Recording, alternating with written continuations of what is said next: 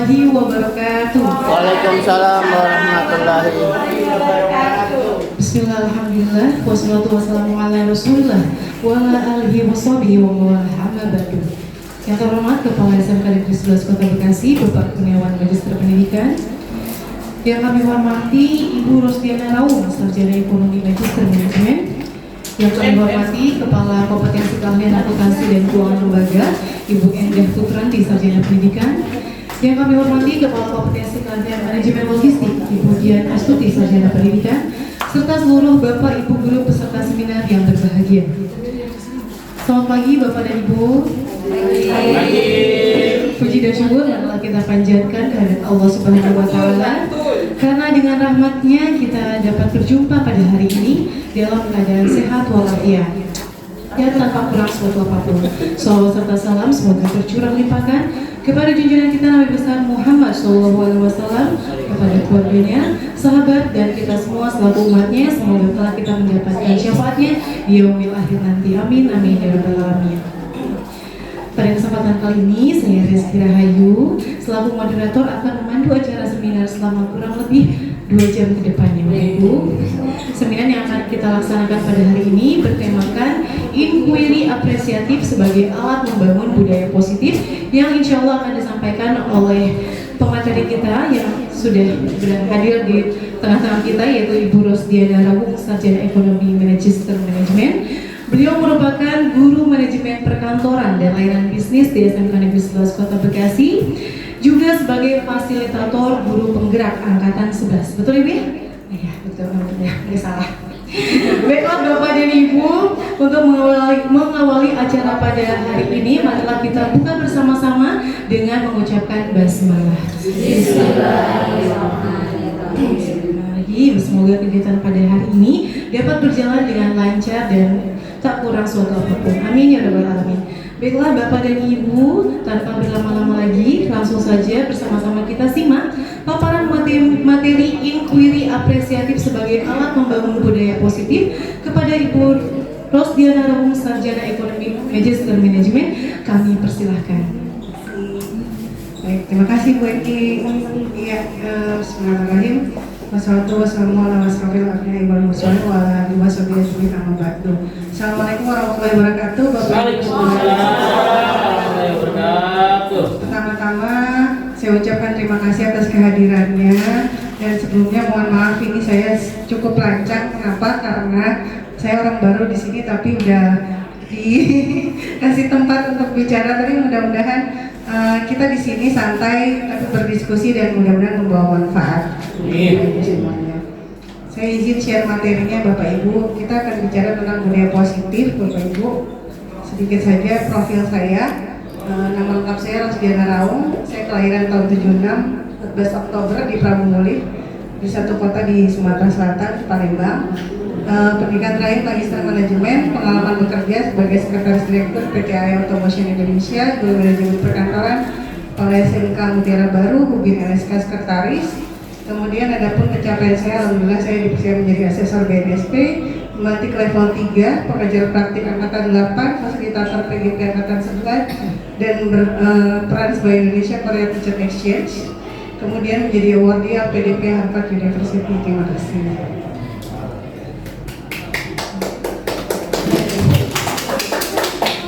Baik Bapak Ibu, langsung saja kita akan mulai dari perubahan paradigma belajar, yaitu dari pendekatan tradisional ke pendekatan yang lebih holistik dan humanis. Di sini ada gambar-gambar yang mewakili Bapak Ibu, tapi mungkin saya mau Bapak Ibu nanti ikut merefleksi, tapi saya ingin menyampaikan dulu. Kalau lihat dari gambar ini, fokusnya sekarang itu lebih holistik dan humanis, di mana sekarang itu pendidikan itu lebih kepada berpihak pada murid. Betul ya Bapak Ibu ya? Setuju ya? Kemudian anak-anak sekarang cenderung lebih senang, atau kita diharapkan anak-anak itu untuk lebih banyak praktiknya dibandingkan mendengarkan listening atau teori ya. Seperti itu. Dan terakhir, dalam pembelajaran yang modern, anak-anak itu lebih menggunakan teknologi dalam belajar. Setuju Bapak Ibu? Setuju ya? Oke. kita akan merefleksi awal. Bapak Ibu mungkin ada yang mau berbagi bagaimana sih kondisi pendidikan di zaman modern ini. Dari gambaran yang tadi mungkin ada yang mau berbagi Bapak Ibu. Silakan. Iya, jangan malu-malu. Ini banyak orang-orang hebat di sini. Saya nggak ada apa-apanya. Atau karena kita membahas budaya positif, kita akan merefleksi dulu apa sih yang di dalam benak Bapak Ibu tentang budaya positif. Boleh raise hand mungkin tentang budaya positif di dalam benak Bapak Ibu. Budaya positif itu apa sih? Kayaknya Bu Endah mau nyampein. Jangan berbagi Bu dikit aja. Kalau salah ya. Gak apa-apa, di sini nggak ada yang Ya. Budaya positif itu yang saya tangkap adalah kebiasaan yang akan melahirkan generasi yang akan lebih baik lagi. Misalnya kalau di suatu sekolah mungkin ada yang kurang dalam menangkap. Ada beberapa anak yang menangkap. Kemudian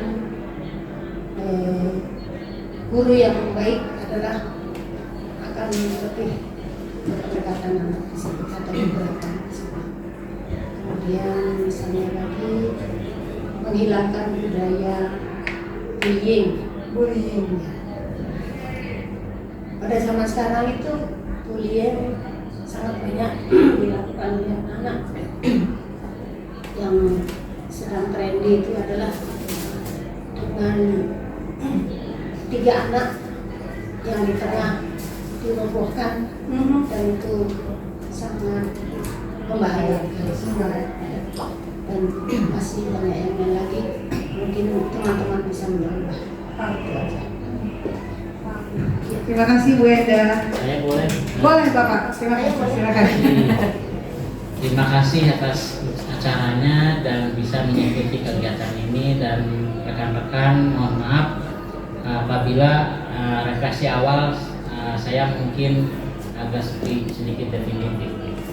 Kalau dari segi awal, refleksi awal kata budaya positif, kalau yang saya ketahui, budaya adalah hasil dari akal buah pikiran, cara perilaku, baik dari adat, kemudian etika yang baik yang dilakukan oleh sekelompok ataupun suatu orang pada suatu daerah, yang akhirnya berkembang menjadi suatu budaya, dan budaya tersebut terus berkembang.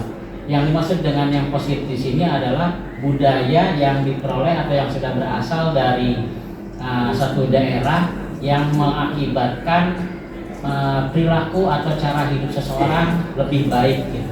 Dan positif di sini tentunya mempunyai definisi penilaian berbeda antara budaya satu dengan budaya yang lain. Dalam hal ini mungkin perlu adanya budaya positif yang direalisasikan atau budaya pada suatu kegiatan. Misalkan budaya kalau dalam suatu yang sifatnya generasi atau umum, itu budaya Jawa yang positifnya itu bagaimana, itu satu adat. Tapi kalau yang dalam bentuk budaya dalam lingkup kecil, misalkan kalau kaitannya dengan sekolah, berarti budaya belajar, budaya berperilaku siswa yang bersangkutan sesama siswa, kemudian di situ budaya menggunakan teknologi, atau budaya dalam berbicara dengan pergaulan yang notabene-nya sangat dipengaruhi oleh teknologi, dan teknologi ini tentu yang akan ada bersifat negatif dan positif. Jadi gambarannya, kalau refleksi awalnya, kalau secara umum budaya positif adalah cara perilaku adat dan segala macamnya yang dapat mengakibatkan cara perilaku manusia bisa menghasilkan sesuatu yang baik bagi budaya yang selanjutnya. Sedangkan dalam lingkup kecil, dalam lingkup sekolah adalah budaya belajar mengajar siswa ataupun guru yang ada kaitannya dengan kehidupan baik teknologi maupun teknologi yang dapat mengakibatkan perkembangan menjadi lebih baik. Kiranya seperti itu. Oke, baik. Terima kasih. Ya, kita kasih pause dulu biar semangat Bapak Ibu.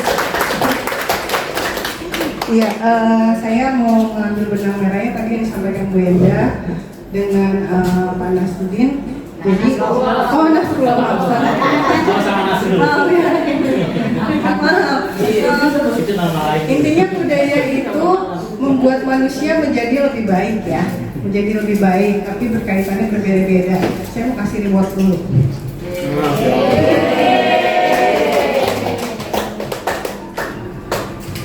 Tenang ya Bu. Nggak usah nangis, banyak lipstick. Saya lipstick aja.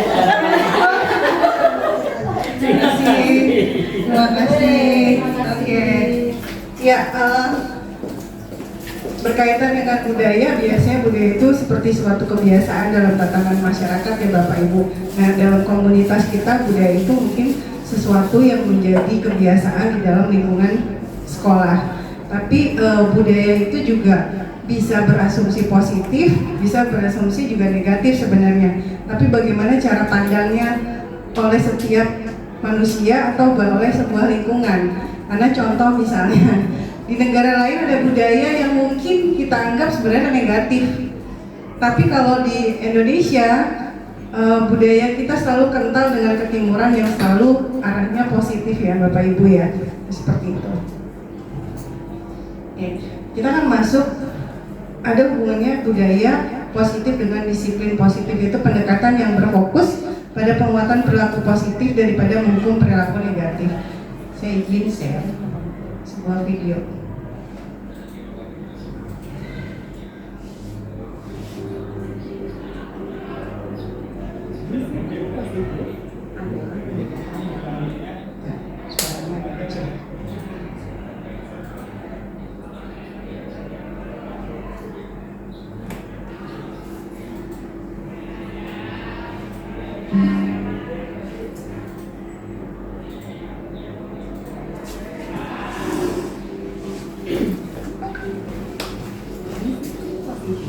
Adalah pendekatan dalam membimbing anak agar mampu mengontrol perilakunya oleh karena kesadarannya sendiri, bukan karena takut dihukum.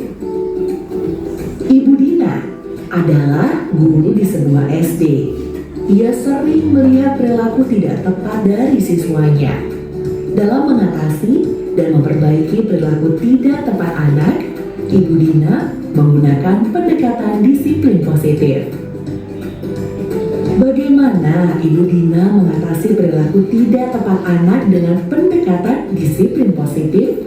Berikut pengalaman Ibu Dina dalam mengatasi 2 kasus perilaku tidak tepat anak. Kita simak pengalaman Ibu Dina.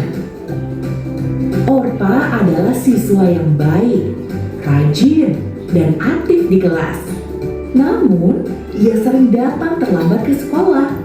Ini jelas merugikan Orpa karena ia sering ketinggalan pelajaran. Arman adalah teman sekelas Orpa. Arman selalu punya alasan yang sama untuk tidak mengerjakan tugas di rumah. Ia kecanduan bermain game di HP hingga larut malam.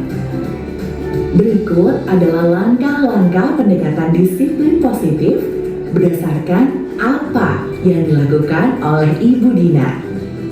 Menerapkan disiplin positif dengan konsekuensi logis yang menekankan pada solusi.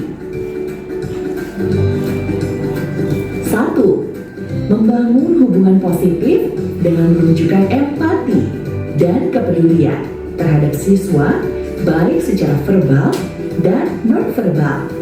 Ajak anak berbicara dengan sikap yang menunjukkan kepedulian terhadap persoalan yang dihadapi anak. 2. Temukan penyebab sesungguhnya. Salah satunya dengan cara berdialog. Minta anak menjelaskan urutan kejadian. Di sini, guru dengan perlahan membantu Orpa untuk menemukan apa yang menyebabkan ia sering terlambat datang ke sekolah. Orpa menjawab, "Saya sering terlambat bangun tidur." Lanjutkan menggali informasi lebih jauh dengan pertanyaan-pertanyaan yang menuntun anak agar menemukan penyebab sesungguhnya. Bila Orpa merasa nyaman berbicara dengan Ibu Dina, maka ia akan mengatakan masalah yang sesungguhnya. Bukan Bu, saya menonton TV hingga larut malam. Mintalah anak mengkonfirmasi kembali penyebabnya setelah guru dan anak menemukan penyebab sesungguhnya. Situasi Arman mungkin sedikit berbeda. Arman tidak menjawab ketika ia ditanya. Mungkin ia takut. Untuk itu, Ibu Guru Dina perlu meyakinkan Arman bahwa ia bermaksud membantu Arman. Ini juga penting untuk membuat Arman merasa nyaman. Bila anak belum juga menjawab, maka guru perlu terus berusaha meyakinkan siswa bahwa ia berniat membantu dan membuat Arman nyaman. Jika Arman merasa nyaman dan percaya bahwa Ibu Dina akan membantunya, maka ia akan menyampaikan masalahnya atau curhat kepada Ibu Dina. Saya sering bermain game di HP dan saya sering tidak sadar kalau sudah larut malam Bu. 3. Minta pendapat. Langkah selanjutnya adalah meminta pendapat siswa tentang dampak negatif dari perilaku tidak tepat mereka. 4. Memberi pengertian tentang dampak atau akibat. Anak-anak mungkin bingung dengan pertanyaan tersebut. Oleh karenanya, guru perlu memberikan pengertian dan contoh dari setiap dampak negatif dari perilaku tidak tepat anak. Dengan melakukan ini, anak akan memahami dampak dan kemudian sadar bahwa apa yang mereka lakukan itu memiliki dampak yang buruk bagi mereka. 5. Mempertegas pembelajaran. Bila anak sudah paham, maka guru dapat mempertegas pembelajaran dari masalah yang dihadapi anak.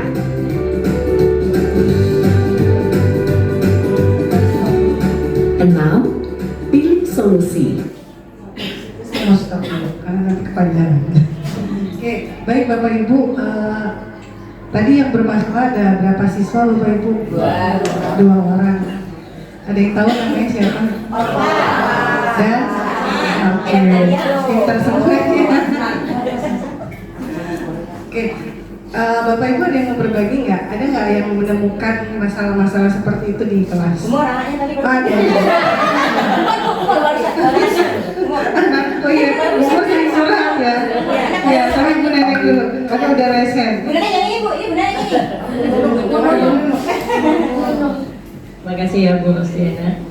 Baru kemarin Bu, saya ngajar di 12 TKLA. Kebetulan ada yang tidur di kelas. Kemudian saya panggilkan, saya dudukkan di depan meja. Tidur jam berapa? Kamu semalam Bang? Saya bilang. Saya tidur jam 2 Bu. Kenapa tidur jam 2? Main game? Enggak Bu, saya bantu orang tua saya. Memang Mama ngapain?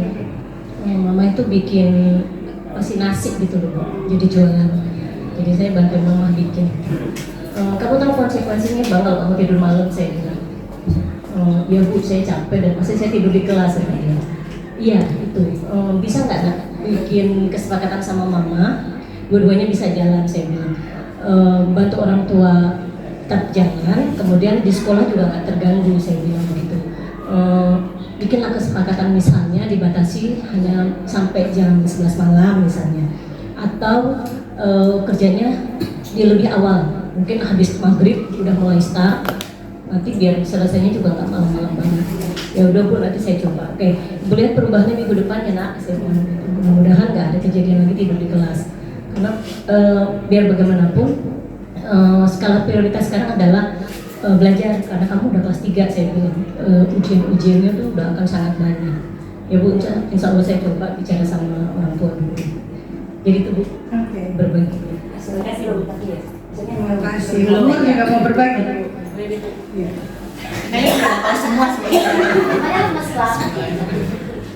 Terima kasih Bu Diana atas waktunya. Ini saya mau berbagi mengenai anak saya si Silvi. Mungkin beberapa teman juga udah tahu karena saya suka kembar-kembar di ruangan. Iya. Sebenarnya aku belum kenal banget sama anak ini karena baru mengajar ya, baru mengajar di kelas 12, kelas 11 saya tidak mengajar. Cuma saya juga udah tahu beberapa info dari Bu Andika sama Bu Rahma. Nah, kemarin yang terakhir lah, yang terakhir aja. Anaknya itu kan jarang anak di PKL tuh Bu, di perpus karena kelas 11 mungkin PKL-nya ada masalah, jadi sekarang PKL-nya di perpus. Anaknya jarang masuk gitu. Terus kemarin saya coba, karena dia tidak masuk, saya coba untuk ke rumahnya. Nah, pas di rumahnya ternyata dia itu tinggal di kontrakan, anaknya, orang tuanya nggak ada di situ, mamanya katanya sedang keluar, bapaknya beda rumah. Di situ tinggal sama adiknya perempuan. Nah, terus ternyata saya tanya kenapa nggak masuk, katanya ketiduran, gak ada yang bangunin. Ya walau alam ya saya nggak tahu, pokoknya alasannya seperti itu. Terus akhirnya saya ajak tuh ke sekolahan. Udah, akhirnya dia PKL hari itu. Nah, saya waktu di sekolahan saya kasih bejangan lah, maksudnya kasih semangat. Pokoknya kamu yang penting kamu masuk ya. Jangan pikirin masalah ongkos, pokoknya yang penting ke sekolah. Maksud aku biar dia masuk dulu gitu loh, masuk gitu ya. Bener, besoknya dia mungkin pikiran dia nggak tahu apa gitu ya. Besoknya dia nggak masuk lagi, terus WA saya bilangnya minjem uang. Bu, saya mau minjem uang karena saya nggak ada ongkos. Terus udah gitu, udah saya kasih ya Bu ya, saya kasih. Besoknya lagi minjem lagi, jadi berturut-turut minjem. Tapi itu jadi gini, pas besoknya lagi dia itu alasannya nggak mau masuk, nggak ada ongkos. Saya bilang masuk aja dulu, saya bilang gitu ya, masuk aja dulu, masuk dia. Pas nyampe sini dia bilang nggak ada ongkos, mau jajan. Saya tanya sama temennya sebelumnya, tadi dia jajan nggak di kantin, jajan katanya.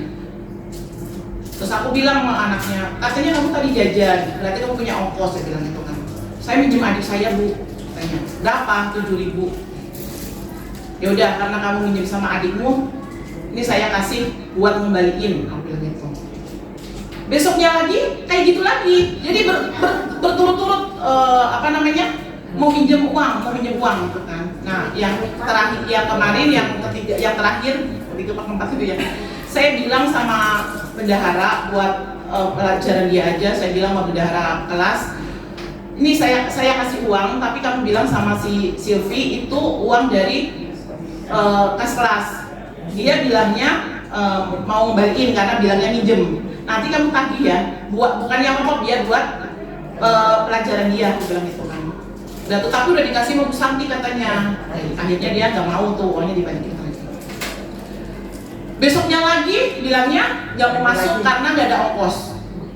Kemarin ya terakhir aku sama Bu Eva ya, bilangnya nggak ada ongkos.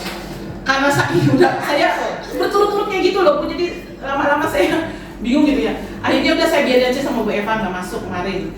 Walaupun jadinya ya Bu saya mau masuk, tapi akhirnya nggak masuk. Lah hari ini dia masuk PKL. Alasannya sesak nafas. Besok lihat saya. Ya, sesak nafas terus karena itu masih PKL, saya suruh ngadep ke bibir. Nah tadi udah sama Bu Neneng, udah dikasih itu nama Bu Neneng. Terus anaknya akhirnya Bu Neneng saya suruh hari ini kamu selesaiin sampai sore sekuat kamu. Nanti kalau misalkan nggak kuat ya pulang. Tapi kamu yang santai aja kerjanya, saya bilang. Karena saya mau ketemu sama ibu kamu susah dan bapak kamu juga susah, saya niatnya nih hari ini, ntar sore ibu sampai jam 3, ntar pulang sama ibu kamu di rumah nggak? Iya, ntar saya mau ke rumah kamu, saya bilang, mau ketemu ibu kamu, saya bilang, pulang sama saya jam 3, kuat-kuatin sampai jam 3, saya bilang. Karena susah banget Bu ketemu ibunya, saya telepon Bu nggak pernah diangkat. Iya, jadi ya begitu, gimana Bu menurut ibu solusi saya? Saya benar-benar udah ya bilang akal dan kesabaran.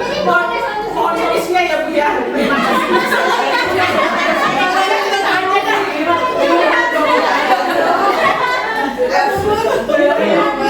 Belum sebulan ya itu. Mungkin mau bersebulan.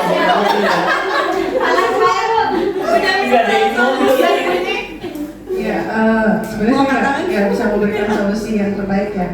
Tapi mungkin bisa juga kita sama-sama diskusikan. Tapi dari pengalaman Bu Mur, tadi kemudian Bu Nunung, ada nggak sih dari teman-teman yang kalau ketika ngadepin siswa bermasalah itu kemudian langsung responnya negatif, responnya marah-marah? Saya kalau sama anak insya Allah nggak marah. Nggak marah ya? Ya walaupun kesel itu berusaha saya nggak marah. Kalau sama temen marah. Kalau anak insya Allah bisa. Jadi yang udah marah maksudnya udah kesel duluan, belum apa itu sudah mencecar gitu. Kamu nggak boleh kayak gini kayak kita misalnya. Ada di belakang ya. Ada nggak sih yang biasa kayak gitu tapi Kalau kita ada sifatnya iya Kita mau masalah. dari belakang ya akan jatuh Iya. Atau ada yang marah-marahin siswanya karena siswanya nggak benar. Oh, wajar ya, oke, iya. Kira-kira buang energi nggak sih Bapak Ibu? Puas gitu kayaknya. Puas. Masalah di rumah dibawa sendiri. Luar biasa. Oke. Kadang-kadang bilangin sekali, Tadi dua kali. udah dulu. Iya, oke. Ada emosi. Tadi di Gunung pertanyaan saya satu, apakah ketika kejadian dia tidur itu dia sering melakukannya atau baru sekali itu? Kebetulan kemarin baru sekali Bu. Oh, baru sekali. Karena saya memang baru 2 kali pertemuan. Pertemuan pertama aman, pertemuan kedua kemarin dia tidur. Ya. Pertemuan ketiga. Oke. Kalau tadi kita lihat dari videonya, Bapak Ibu, tadi Bu gurunya itu Bu Dina ya. Bu Dina itu merespon ketika anak itu baru melakukan atau sudah berapa kali melakukan? Sudah berapa kali melakukan. Kenapa? Karena yang mau diangkat itu adalah budaya, tadi kan kebiasaan. Itu kalau baru satu kali terjadi, bisa jadi mungkin karena ada alasan yang memang tidak bisa dihindari, gitu kan, seperti itu. Tapi yang bagus sekali Bu Nunung, maksudnya baru langsung cepat tanggap untuk mencarikan solusi. Nah, di kasusnya Bu Mur ini luar biasa. Kenapa? Karena dalam hal ini Bu Mur menjadi pemberi solusi, gitu. Tapi kadang-kadang kita tidak bisa selalu menjadi pemberi solusi kepada masalah orang lain. Kita seperti itu karena nanti cenderung akan biasanya akan tidak mendewasakan dia, tidak memberikan kesempatan dia untuk mencari solusinya sendiri, dan akhirnya karakter dalam dirinya akan terbentuk terus. Itu seperti itu. Nah, disiplin positif ini kita lihat di video ini, kita lanjutin sebentar.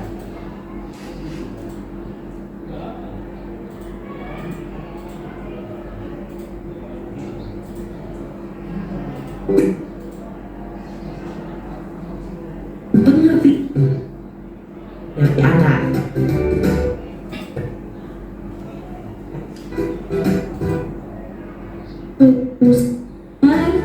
Lebih dahulu setelah pulang sekolah dan Pilih sik. Langkah selanjutnya, diskusikan pilihan solusi untuk mengatasi perilaku tidak tepatnya. Upaya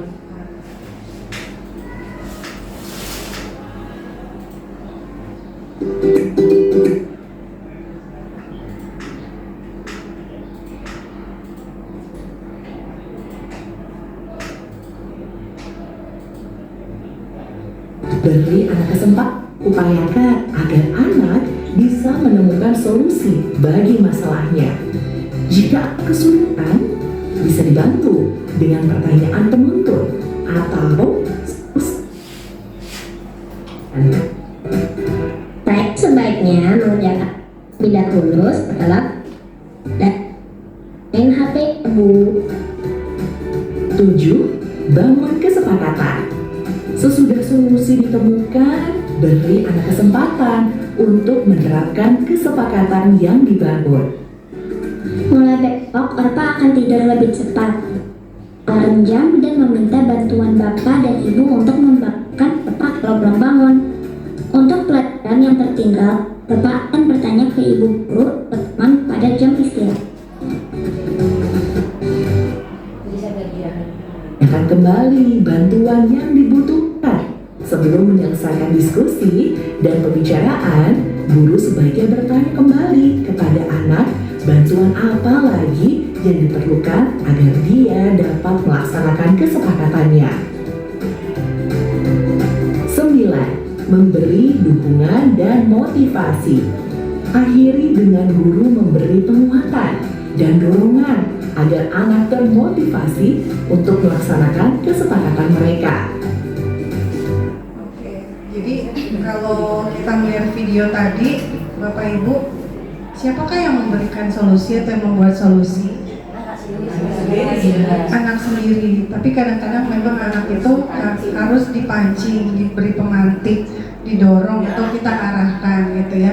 Jadi sebelum kita memberikan solusi, mereka harus tahu dulu apa kesalahan yang mereka perbuat, apa dampaknya, sehingga mereka juga bagusnya seperti apa ya gitu. Jadi ada keyakinan yang kita bangun. Nah, keyakinan itu kan selalu, kita juga sebagai guru kita selalu kayak nasehatin bahwa misal contohnya kalau kamu belajar rajin pasti nilai kamu bagus, itu kan sebuah keyakinan ya, seperti itu. Nah itu dibuktikan ketika mereka melakukan kesalahan, kita tidak memberikan solusi. Jadi apa yang diyakini? Oh, contohnya kira-kira kalau misalnya si anak tadi tidak mau datang ke sekolah, konsekuensinya apa?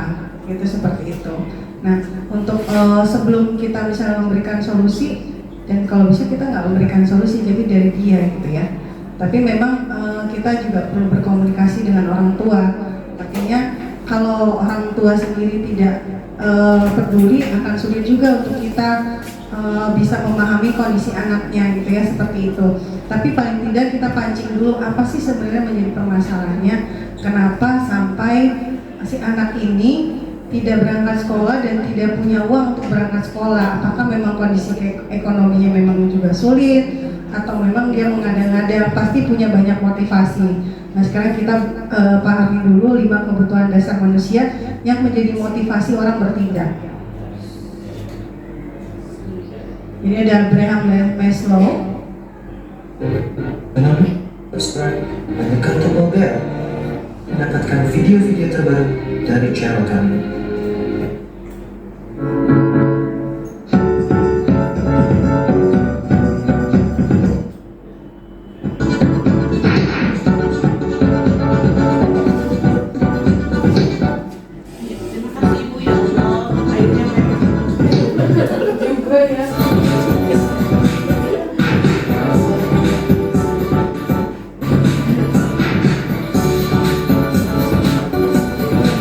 Kebutuhan dasar yang pertama kira-kira apa?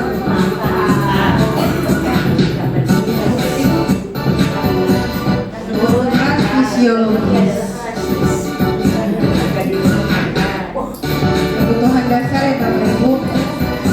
Jadi orang makan untuk hidup, bukan hidup untuk makan.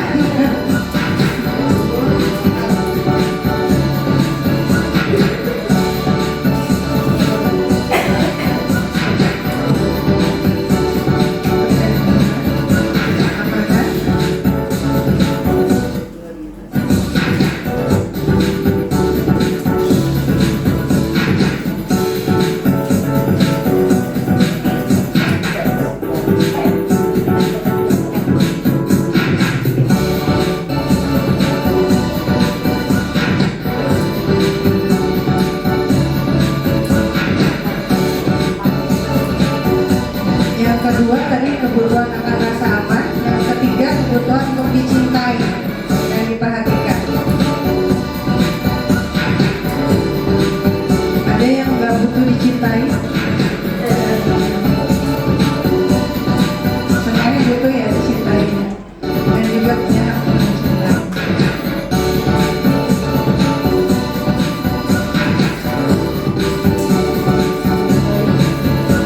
Yang keempat adalah kebutuhan akan harga diri.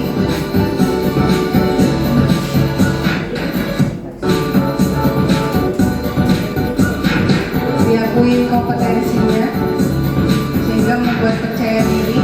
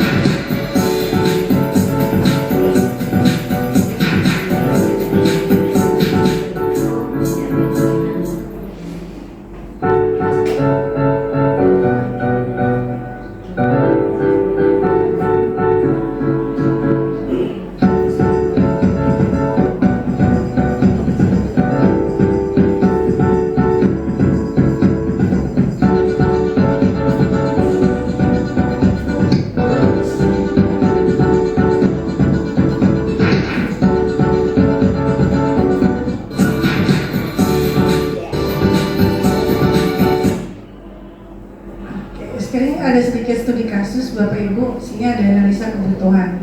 Di sebuah sekolah bernama Sekolah Harapan ada seorang siswa bernama Budi.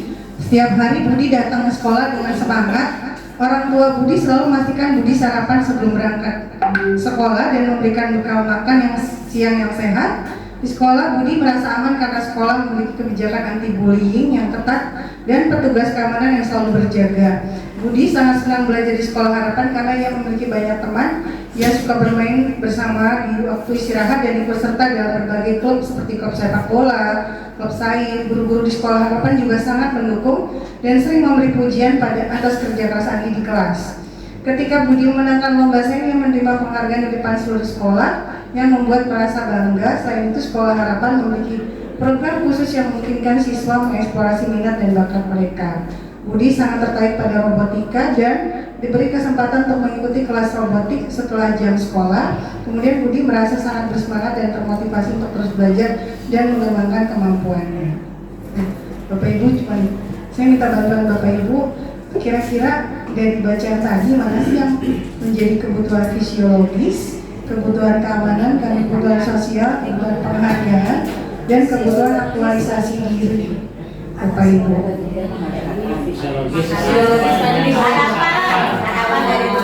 Sini ya Bapak Ibu.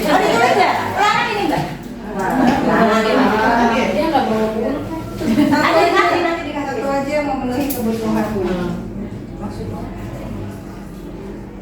Bapak Ibu mau jawab yang mana boleh? Ada harapan siapa? Iya. Berarti teman-teman itu jangan jawab ya teman-teman. Coba apa itu? Yang saya Bu. Apa pensil? Satu aja. Saya makan siang pensil lagi. Nama nggak usah. Oh yang salah satu aja.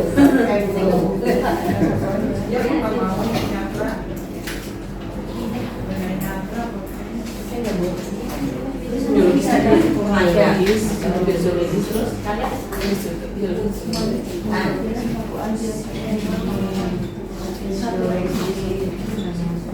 satu aja kata bagian itu kita dikasih Salah satu aja. tadi Yang nggak bukan siapa? asik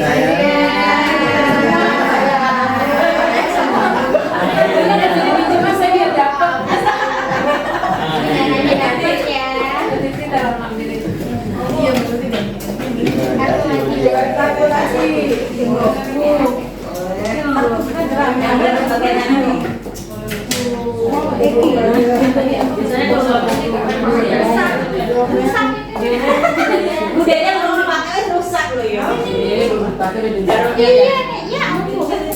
Boleh pilih salah satu. Pertama kebutuhan fisiologis, terus habis itu kebutuhan keamanan, terus kemudian kebutuhan sosial, lalu kebutuhan penghargaan, kemudian kebutuhan aktualisasi diri. Komplit ya semuanya. Yang mau nulisin semua boleh.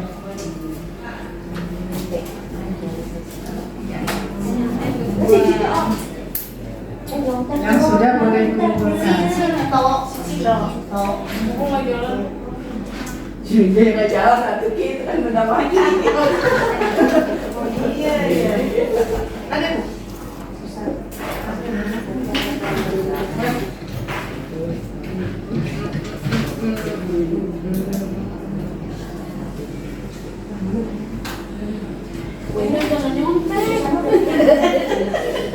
Pertama kebutuhan fisiologis boleh dijawab, tapi kalau mau skip, saya mau coba yang kebutuhan keamanan, kemudian kebutuhan sosial, kemudian kebutuhan penghargaan, lalu aktualisasi diri.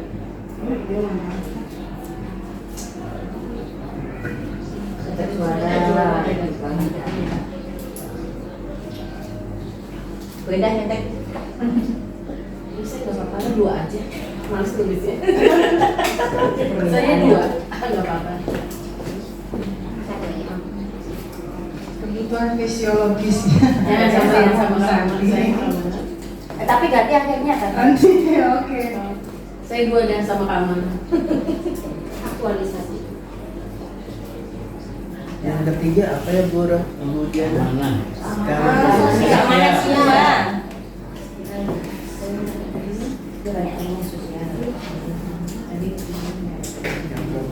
Oke, terima kasih.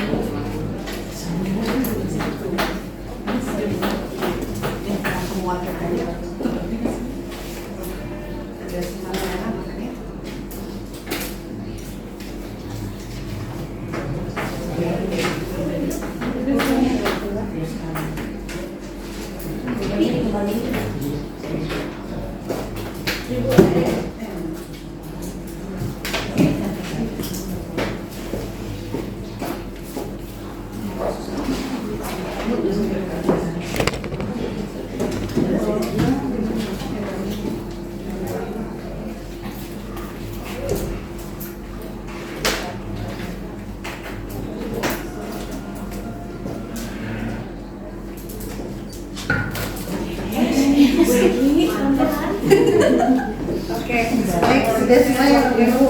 Yang pertama, kebutuhan fisiologis makan ya Bapak Ibu ya. Itu sarapan bekal yang dikasih orang tuanya ya. Oke, berarti terpenuhi alhamdulillah. Kemudian kebutuhan keamanan. Tidak ada bullying karena ada petugas keamanan yang menjaga. Oke. Kemudian sosial. Oke, banyak temannya, memiliki banyak teman, jadi mereka punya kebutuhan yang terpenuhi, jadi dia nggak sendirian aja ya Bapak Ibu. Kemudian penghargaan, menang lomba, kemudian aktualisasi diri, Mengikuti kelas robotik. mengikuti kelas robotik. Pulpennya boleh disimpan semua. Tidak dikembalikan. Oke. Jadi apa sih hubungan kebutuhan dasar manusia dengan budaya positif? Kebutuhan dasar manusia menurut teori hierarki kebutuhan Maslow sangat berkaitan erat dengan pengembangan budaya positif dalam lingkungan pendidikan. Budaya positif di sekolah menciptakan suasana yang mendukung dan memfasilitasi pemenuhan kebutuhan. Jadi artinya sekolah juga bisa berperan dalam memenuhi kebutuhan anak. Itu misalnya apa sih yang bisa dilakukan sekolah kira-kira yang untuk bisa memenuhi kebutuhan anak. Nah sekarang mungkin barangkali Bapak Ibu bisa mengeluarkan idenya nih. Bagaimana kita ke sekolah dapat memfasilitasi kebutuhan dasar siswa di sekolah. Siapa tahu nanti idenya Bapak Ibu ini bisa menjadi juga nih, bisa diperpanjang nanti oleh Bu kurikulum. Wah, boleh juga nanti kita bikin program kerja kayak gitu ya, gitu. Kira-kira mungkin ada yang punya ide? Yang dasar yang mana nih Mbak? Dari Pertama, Fisiologis ya? fisiologis. Ada nggak kira-kira? Ada yang saya coba ya, karena ibu pakai bajunya seperti pendukung 2.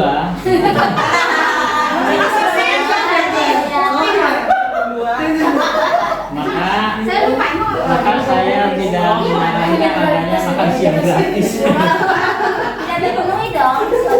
Tidak bisa, tidak menyarankan untuk makan siang gratis karena dananya nggak ada. Tapi mungkin di sini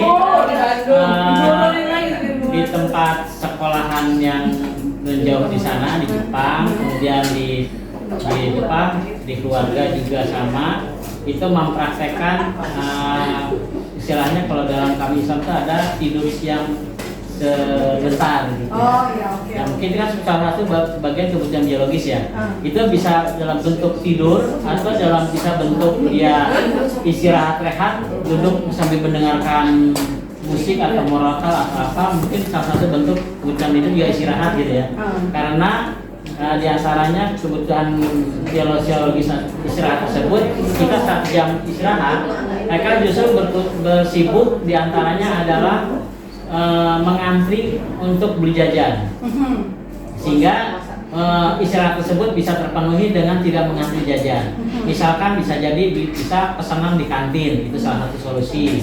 Kalau solusi itu nggak bisa tercukupi, tidak bisa dipakai, maka solusinya siswa orang tua diberikan himbauan untuk memberi bawa sarapan untuk hari-hari tertentu misalnya. Mungkin kita tidak bisa setiap hari gitu ya, mungkin ada 1 hari dalam sebulan. Tuh Bu Eki udah 1, berarti ada kegiatan bawa bekal bersama. Di tempat anak saya SMA ya sama gitu ya. Tuh programnya. Tapi kemarin juga ada ya bagi-bagi nyari sponsorship terus dikasih makanan, itu juga boleh ya. Diterusin ya, salah satu namanya kebutuhan fisiologis ya, makan gitu, setuju. Kemudian yang kedua tadi kebutuhan keamanan. Kira-kira apa nih?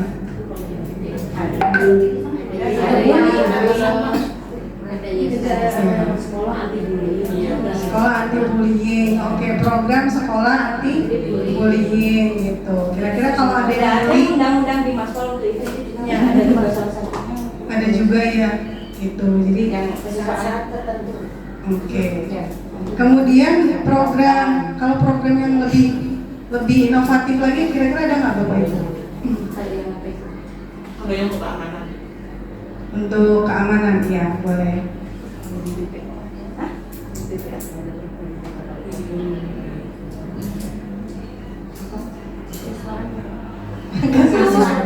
Yang di Maspol dan di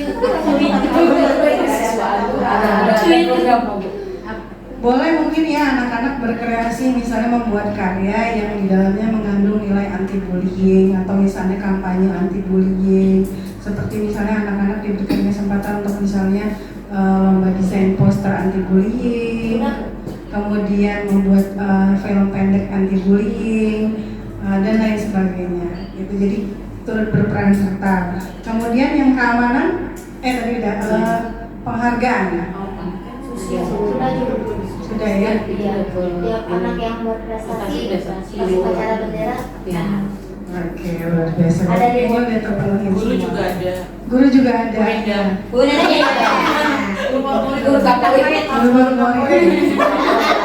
Guru favorit semalam langsung jadi ya.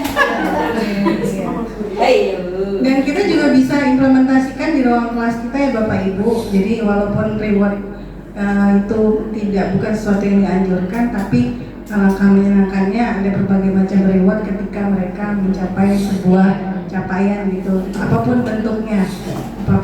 Tapi mereka juga harus diberi pemahaman bahwa mereka dapat nilai itu bukan karena untuk dapat rewardnya, tapi karena memang mereka dapat dampaknya atau hasilnya. Bonus ya. Bu, mau ini dikit boleh? Boleh. Tadi dari Pak Nasrul kan pas fisiologi ada sarapan ya, terus ada tidur siang ya juga. Itu sama nggak sih fisiologis sama psikologis?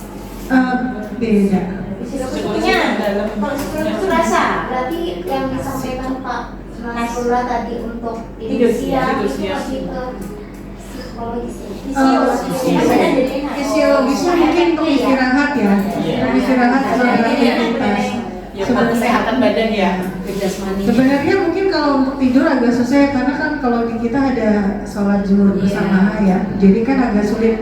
Tapi kita bisa juga menerapkan mindfulness. Jadi misalnya dalam kurun waktu 5 menit atau 10 menit tidak ada penggunaan handphone. Jadi terus kemudian mungkin disetel musik instrumental, jadi mereka bikin ngantuk ya? Iya, tujuannya untuk relax supaya nanti mereka bisa fresh lagi gitu. Kadang kerja gini ya, kita ngantuk banget ya, tapi ditidurin tuh susah. Tapi kita sebenarnya cuma perlu waktu untuk break sebentar supaya kita nggak ngantuk lagi gitu ya. Kayak kita lagi nyetir di jalan, kadang-kadang ngantuk banget. Kita cuma butuh waktu sebentar untuk kita fresh lagi, dan mungkin itu bisa dilakukan juga. Jadi dalam hari-hari tertentu atau bahkan mungkin setiap hari ada 5 menit mindfulness, tidak ada yang pegang gadget, semuanya. Terus kemudian di sekolah bisa diputarkan lagu tadi, mungkin murotal kah, mungkin lagu-lagu instrumen yang bisa mengangkat gerakan katanya. Meski boleh menambahkan Bu. Boleh. Kan kebetulan di sini katanya berproduktif semua. Pura-pura lagu Eva. Ya maksudnya kalau kan jam kita banyak ya kalau produktif itu. Nah itu mungkin bisa memanfaatkannya di jam-jam produktif untuk istirahat sebentar. Siang terutama ya siangnya. Betul sekali Bu. Tidak dilarang kan Bu ini. Jangan bilang-bilang. Justru sama semua. Jadi kalau di pembelajaran sosial emosional, dalam pembelajaran itu kita boleh melakukan namanya teknik stop. Iya, stop. Metode stop ya. Metode stop. Ya, jadi stop itu pertama memberhentikan semua kegiatan. Kemudian kita misalnya take a break, menarik nafas dulu, anak-anak bisa menarik nafas. Itu kemudian mencoba mengorganisasi lagi, mengorganize. Kemudian kita memproses kayak jadi kita healing dulu, suruh ambil nafas, gitu. Masuk dulunya juga ya. Tadi emosi itu kan ngadepin anak yang kadang-kadang agak ada yang suka capek, ada yang gini, ada yang gitu ya. Habis itu tenang kembali, kemudian setelah itu mulai lagi belajar. Seperti itu. Kalau ice breathing termasuk Bukan. Berbeda. relaksasi. Ice breaking juga kalau metode stop itu benar-benar menenangkan diri terlebih dahulu. Untuk waktu berapa lama itu kemudian? Maksimal 10 menit. Oh gitu ya. Maksimal 10 menit. Gurunya sengaja. Gurunya ya bareng ya. Bareng semuanya. Jadi kalau misalnya anak-anak tertidur stop gitu, jadi jangan ada yang pikir macam-macam dulu. Takutnya gurunya yang ketiduran. Guru juga manusia. Ya, mau saya juga. Jadi pernah baca aja atau pernah lihat video. Kalau tentara itu kan habis latihan capek ya. Jadi cara relaksasi dirinya bahkan bisa tidur. Ini mungkin tergantung masing-masing orangnya ya, biasanya orang juga. Tarik nafas gitu, panjang sampai 8 kali. Kalau memangnya kondisinya letih banget itu akan langsung tidur. Gitu. Jadi kita kalau hidup nanti bisa kerja. Betul. Saya sendiri selalu melakukannya. Jadi dulu ketika saya kerja di perusahaan Jepang, setelah makan siang saya selalu tidur siang. Lagi ngomong Jadi saya selalu tidur siang, Bapak Ibu. Tidur siang setelah makan siang itu saya selalu tidur siang. Kurang lebih 30 menit. Selalu saya lakukan tiap hari. Tapi alhamdulillah justru saya kerjanya lebih produktif dibandingkan rekan-rekan lain yang tidak tidur siang. Gitu. Karena setelah itu saya fresh, saya bisa banyak melakukan inovasi, kreativitas, kemudian kerjanya juga inovasi dan kreativitas terkait pekerjaan saya sendiri gitu. Jadi saya punya pekerjaan ini gimana ya supaya kerjanya lebih efektif dan efisien. Nah itu inovasi dan kreativitasnya di situ. Walaupun kita mengerjakan tiap hari pekerjaannya sama. Gitu. Nah, Bapak Ibu sebagai penutup di sini ada yang namanya segitiga restitusi. Boleh? Terkait dengan tidur siang tadi, sebenarnya ada nggak sebuah penelitian yang menyatakan atau menyampaikan hasil penelitiannya bahwa tidur siang itu berpengaruh terhadap prestasi misalnya ya, tidur siang itu berpengaruh terhadap produktivitas kinerja seseorang. Kalau anak tadi produktivitas pelajar misalnya. Kalau memang ada seperti ini, apakah seperti tadi Pak Nasrul, saya setuju ada kurang tidur siang nggak? Biar anak-anak itu satu otaknya istirahat, kemudian dia tes lagi gitu. Oke. Kalau penelitiannya ada Bu Santi? Ada banyak sekali penelitiannya. Iya betul. Apakah anak-anak kita itu kan nggak pernah tidur siang sehingga secara produktivitas? Iya. Iya itu loh. Justru kebanyakan tidur. Kebanyakan tidur tapi tidurnya nggak benar. Iya. Berkualitas ya. Tidak berkualitas. Itu seperti itu. Jadi kebanyakan begadangnya tidurnya lebih lewat gitu seperti itu. Nah terakhir segitiga restitusi Bapak Ibu. Jadi segitiga restitusi sebagai implikasi bagaimana tadi menyikapi ketika kita menghadapi siswa yang memiliki permasalahan. Itu seperti itu. Di sini langkah-langkahnya ada 3 hal yang kita lakukan. Yang pertama menstabilkan identitas, kemudian validasi kebutuhan, dan terakhir menanyakan keyakinan. Nah, Mirip dengan disiplin positif, saya akan putarkan sebentar saja.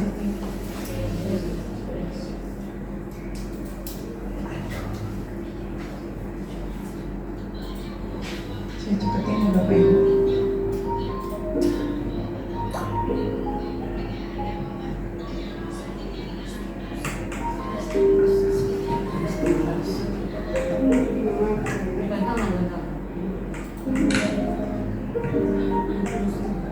Dia seorang murid, dia sering terlambat masuk kelas.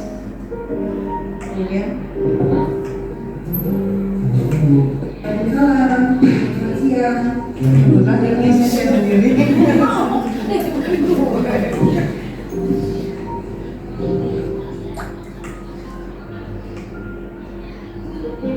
Apa Dok? Alhamdulillah, begini Dok. Ibu ingin menanyakan, sepertinya ini ibunya kamu sering tidur di kelas. Apa sih yang bisa membuat kamu jadi ngantuk di kelas? Ibu, ini saya tahu dulu, jadi di kelas saya sering ngantuk. Oh gitu. Ya sebenarnya ngantuk itu adalah yang wajar sih, Ibu. Karena kan kita sebagai manusia juga pasti punya rasa lelah dan capek. Apa sih yang membuat kamu jadi kurang tidur? Main game sih Bu. Oh main game. Apakah main game itu membawa hal yang positif untuk kamu? Semester aja sih Bu. Oh lalu apa dampaknya? Ya sih Bu, gara-gara main game setiap malam. Besok kalinya sih kurang tidur, jadi saya ngantuk di kelas. Jadi gak bisa ngantuk di kelas. Iya, seperti boleh terbaca. Kira-kira sebaiknya kamu harus bagaimana itu? Sebenarnya saya suruh saya dari saya harus main game satu kali.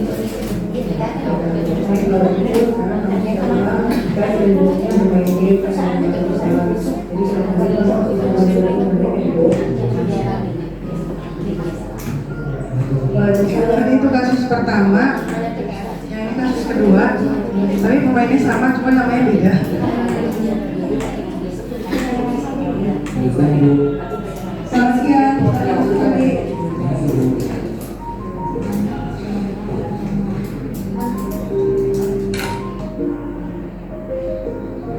Apa kabar Andi? Alhamdulillah. Alhamdulillah. Ini Andi, ibu yang menanyakan beberapa hal dengan kamu. Terkait kamu beberapa hari ini mulanya sedikit berburu Andi. Kemudian beberapa hari yang lalu itu juga banyak kamu. Kita bersama dengan teman-teman yang sebenarnya bukan teman-teman kamu di sekolah, tapi mereka juga tidak menemukan dan bahkan beberapa di antara mereka sudah tahu. Kira-kira kamu ada masalah apa ya Andi?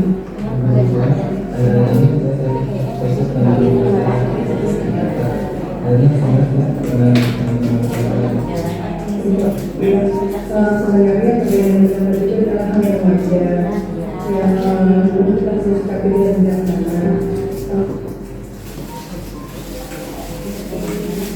Jadi saja, apakah teman-teman kamu itu membawa pengaruh yang baik untuk kamu? Mereka selalu mengajak saya untuk melakukan kesalahan dan juga mereka selalu mengajak saya untuk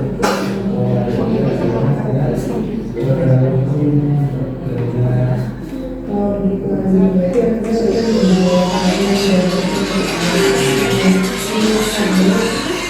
apakah lebih baik kamu bersama dengan teman-teman kamu yang membawa pengaruh tidak baik, atau kamu bersama dengan teman-teman kamu di sekolah yang bisa memberikan pengaruh positif untuk kamu?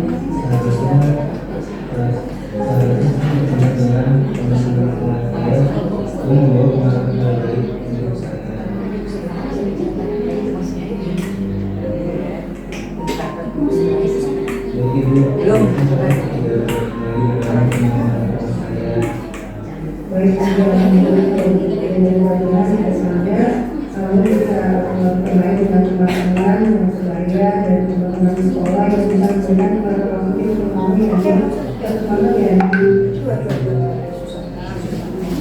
Oke, itu tadi simulasi segitiga restitusi. Dengan saya diajak berdiskusi, saya bisa menjadi lebih terbuka. Karena saya menjadi tidak takut dan khawatir kalau saya akan dihukum oleh ibu guru. Saya juga menjadi menyadari kesalahan saya dan memotivasi saya menjadi lebih baik. Dan saya didorong untuk bisa bertanggung jawab atas apa yang saya lakukan dan membuat solusi yang terbaik untuk saya. Terima kasih. Baik Bu, boleh menanggapi? Boleh, silakan.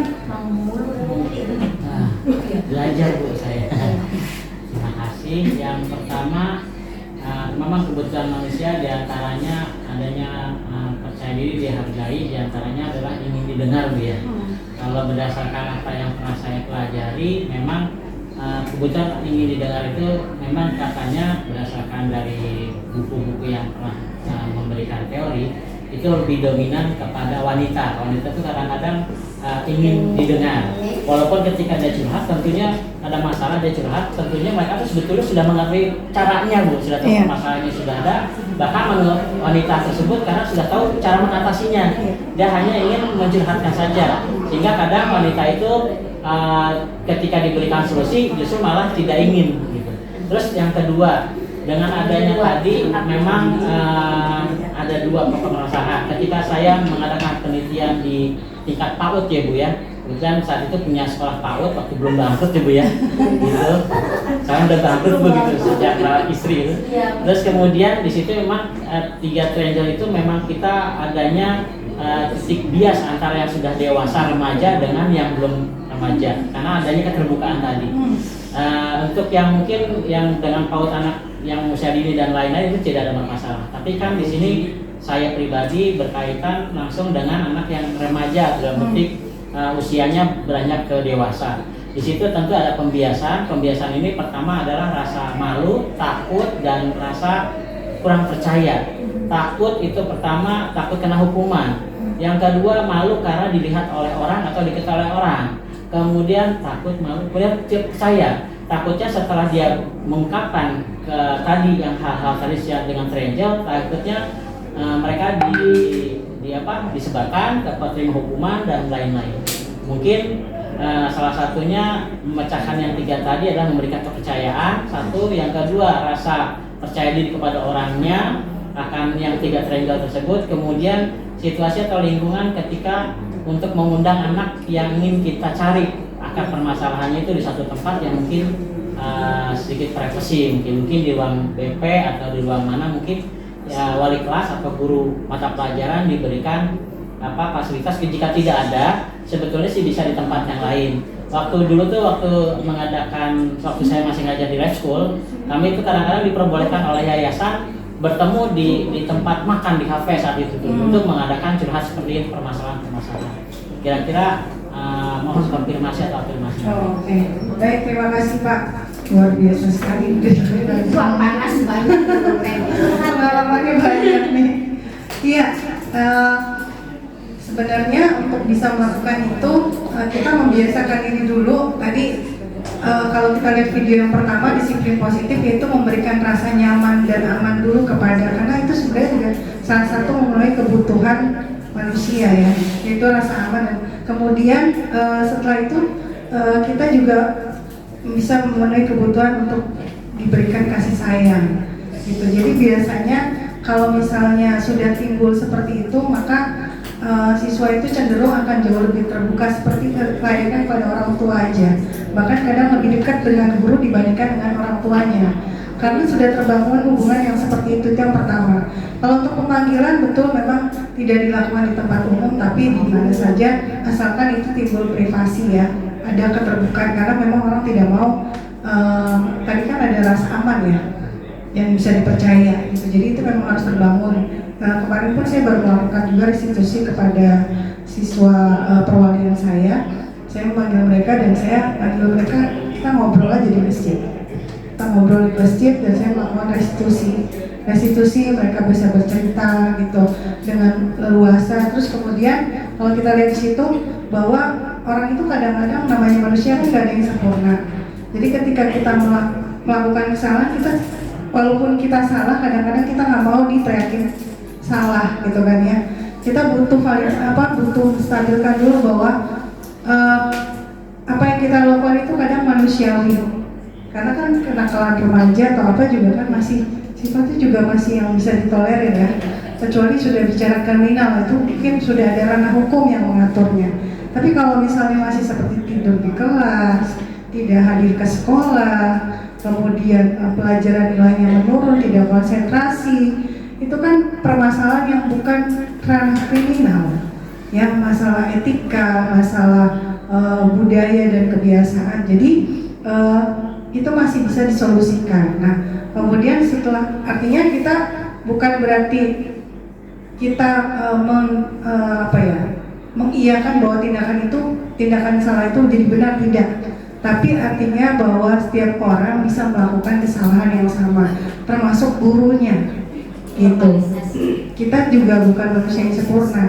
Kedua, kita menstabilkan, yaitu kita di sini fungsinya adalah dimana kita akan memvalidasi tindakan kamu itu menurut kamu salah atau enggak, gitu. Penyebabnya apa? Dia juga harus sadar gitu lah kalau tindakannya salah. Baru terakhir kemudian menanyakan keyakinan. Nah sekarang kalau misalnya kamu nggak datang ke sekolah, konsekuensinya apa? Nggak dapat nilai. Kalau nggak dapat nilai, nggak hadir sebanyak ini, kira-kira berarti apa? Gitu. Terus baru nanti kemudian terus kira-kira maunya gimana? Manusia kan harus bertanggung jawab pada apa yang dia lakukan ya, pada dirinya sendiri gitu. Jadi barulah nanti kemudian diharapkan muncul yang namanya keyakinan. Oh iya, kalau saya tidak sekolah berarti saya nanti tidak akan mendapat kehadiran, nilai kehadiran saya kurang dan sebagainya. Terus enaknya seperti apa? Nah yang tahu solusi terbaik itu kan sebenarnya diri sendiri ya, karena yang mengerti kebutuhan, kita cuma mengarahkan aja gitu. Jadi sebenarnya justru kita di level SMK ini sebenarnya anak-anaknya cenderung bisa lebih enak diajak bicara karena mereka cenderung sudah lebih dewasa. Itu seperti itu ya Pak ya. Jadi apa yang Bapak lakukan sebenarnya sudah benar. Jadi tinggal terus dikembangkan lagi. Itu tadi segitiga restitusi. Dan sebagai penutup, menjadikan saya mengambil kesimpulan melalui budaya positif yang ditanamkan akan mendorong inquiry apresiatif atau perubahan yang berfokus pada pencarian nilai-nilai positif dalam organisasi atau individu untuk mewujudkan perubahan yang berkelanjutan di masa yang akan datang. Oke, baik Bapak Ibu semuanya, itu tadi adalah presentasi dari saya. Kalau ada hal-hal yang ingin ditanyakan, silakan sebelum saya tutup kegiatan hari ini. Kalau saya ring aja, karena yang terjadi di saya ini justru kebalikannya ya. Kalau tadi anak masalah dulu terus dipanggil dan lain sebagainya. Ini ada satu anak yang tahun lalu, mungkin saya kelas 13 di Bayang Multiti, ini buat pembelajaran juga yang di MPLB. Ada anak ya mungkin yang lain tahu namanya Yafi. Yafi ini memang kalau dia pengakuan dia masih dalam pengobatan psikolog apa psikiater ya namanya ya, kalau di psikiater ya psikiater. Jadi kalau dia di awal sebelum saya mengenal dia langsung menceritakan yang terjadi pada dia. Bu, saya namanya Yafi, absen terakhir, kondisi saya seperti ini, bla bla bla. Dengan seperti itu saya kan ya udah mengambil sikap, oh artinya harus seperti apa gitu. Tapi lama kelamaan justru apa yang dia ceritakan, kekurangannya dia akan dia jadikan alasan senjata gitu. Jadi manipulatif ya? Gitu. Contohnya misalnya apa ya, dia itu kan katanya punya kekurangan, tidak bisa apa ya namanya, dia kalau di tengah keramaian apa sih namanya ya, panik gitu ya. Tapi dia itu jadi kayak takut akan hukuman. Contoh kalau upacara dia rambutnya gondrong atau telat nggak bawa dasi, nah itu dia nggak masuk atau juga apa gitu. Jadi kayak jadikan alasan gitu. Nah akhirnya kan saya jadi berubah sikap. Jadi saya lebih keras dengan dia karena saya rasa dengan sikap saya yang selama ini berarti dia nggak mempan. Akhirnya kan teman-temannya juga komplain karena dia tidak bisa berbaur. Contohnya kalau mau ada kerja kelompok itu dia maunya pasti sendiri. Mungkin guru-guru juga tahu. Tapi memang kalau dia tampil sendiri itu dia sangat pede sekali. Mungkin over pede. Tapi kalau barengan dia justru nggak nyaman karena dia nggak mau bisa bekerja sama. Nah itu kalau saya mungkin berbagi itu aja. Jadi kebalikan gitu dari yang kalau tadi bermasalah dulu baru kita panggil. Kalau ini dia mengungkapkan dulu juga, tapi akhirnya dijadikan. Tapi ya alhamdulillah sih ke belakangnya juga bisa lebih baik. Iya. Dan ibunya pun terakhir sampai ngasih kode, saya terima kasih ya Bu untuk ngadepin anak saya yang luar biasa ini. Dapat adu banget. Kemarin bawahnya gede banget. Bawahnya kunci mobil nyarikan situ. Ibu saya tambah Ibu, untuk Yapi sendiri itu diagnosanya itu disorder. Iya, apa sih namanya ya? Memang ada riwayat Kecemasan berlebihan. Iya. Kalau di bahasa Indonesia. Untuk penanganannya hari itu di pendidikan inklusif ya. Iya. Jadi ada harapan untuk dia karena agak berbeda Beda, dari beda. sesuatu yang lain. Cuman yang saya takut ya Bu ya, ketika kita memberikan ruang untuk dia, kalau nggak tegas, kalau kita ikutin mau dia ini dia, malah jadi bumerang buat kita gitu Bu. Jadi ada beberapa, jadi dia menganggap guru itu kalau gurunya begini berarti saya harus begini, guru yang begini saya harus begini, sampai di titik kalau sama saya nggak berani dia Bu. Jadi kalau misalnya sama guru lain datang terus dia tidur, alasannya dia harus minum obat yang sudah ada reseptornya gitu. Tapi kalau sama saya ketika dia tidur, kamu nggak minum obat tidur, kamu minum obat paracetamol segala macam ya, jadi nggak ada efek tidur. Saya bilang dia malah berdiri, malah mengikuti pelajaran gitu. Jadi ketika ketika gurunya ini dia kayak punya senjata Ruang ya, ya, yang tadi saya sampaikan, dia justru kelemahannya dia diambil ini buat senjata. Dan dari basic keluarganya pun juga begitu Bu. Jadi Yapi itu sempat kita interview waktu masih wali kelasnya Bu ini, ayahnya itu basicnya S2 di Jerman ya Bu ya, di Jerman kerja di Jerman di Mercedes-Benz atau BMW waktu itu. Terus mau dinaikkan menjadi direktur dengan catatan harus pindah agama. Cuma karena ayahnya basic agamanya kuat, gak mau, jadi pindahlah ke Indonesia. Jadi pola didikan yang dia tanamkan ke anaknya, pola didik yang dia terima di Jerman tadi, sampai di rumah pun anak itu harus bahasa Inggris semua. Harus bahasa Inggris, ngomong bahasa Inggris, yang ditontonnya itu harus bahasa Inggris.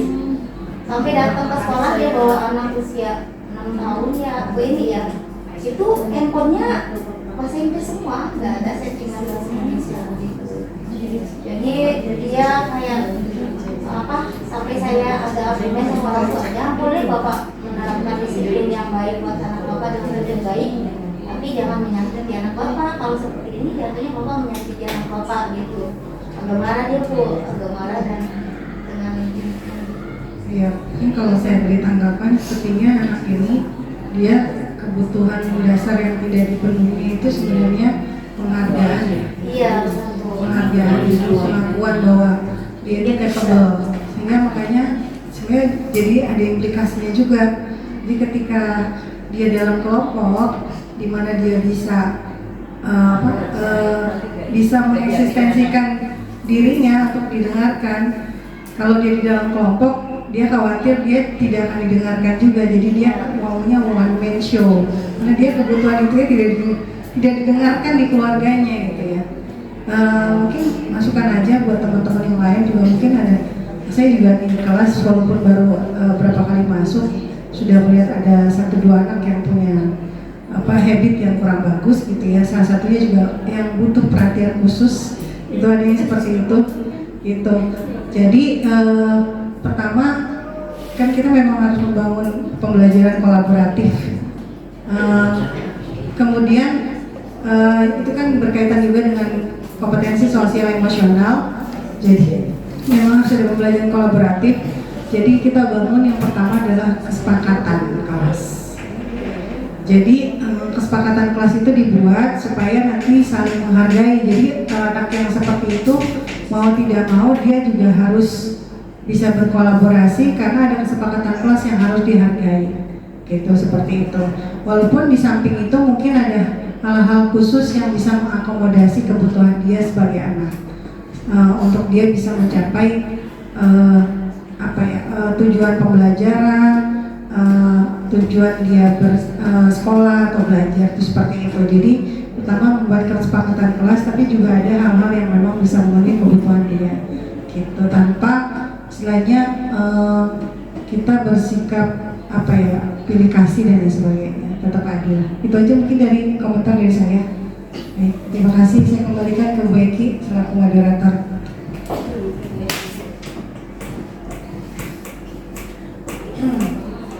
Alhamdulillah, seluruh rangkaian acara telah dilaksanakan. Tibalah kita pada penghujung acara.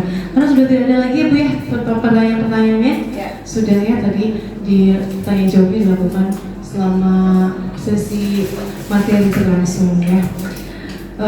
Baiklah, kami ucapkan terima kasih kepada Ibu Rosdiana Nawung yang sudah berbagi pengetahuannya dengan guru-guru SMK Negeri 11 Kota Bekasi yang tentunya akan membawa banyak sekali manfaat untuk kita semua. Tak lupa kami juga ucapkan terima kasih kepada Bapak Ibu Guru yang telah menyempatkan hadir pada kegiatan pada siang hari ini. Semoga kedepannya akan ada banyak lagi kegiatan-kegiatan di komunitas belajar Sanca Sekta ini kedepannya, baik itu berbagi pengetahuan ataupun yang lainnya yang tentunya dapat kita manfaatkan untuk menimba ilmu guna peningkatan kompetensi guru di SMK Negeri 11 Kota Bekasi. Saya selaku moderator pamit undur diri, mohon maaf apabila ada kesalahan perkataan maupun perilaku akhir kata. Wallahul muwaffiq ila aqwamit thoriq. Wassalamualaikum warahmatullahi wabarakatuh.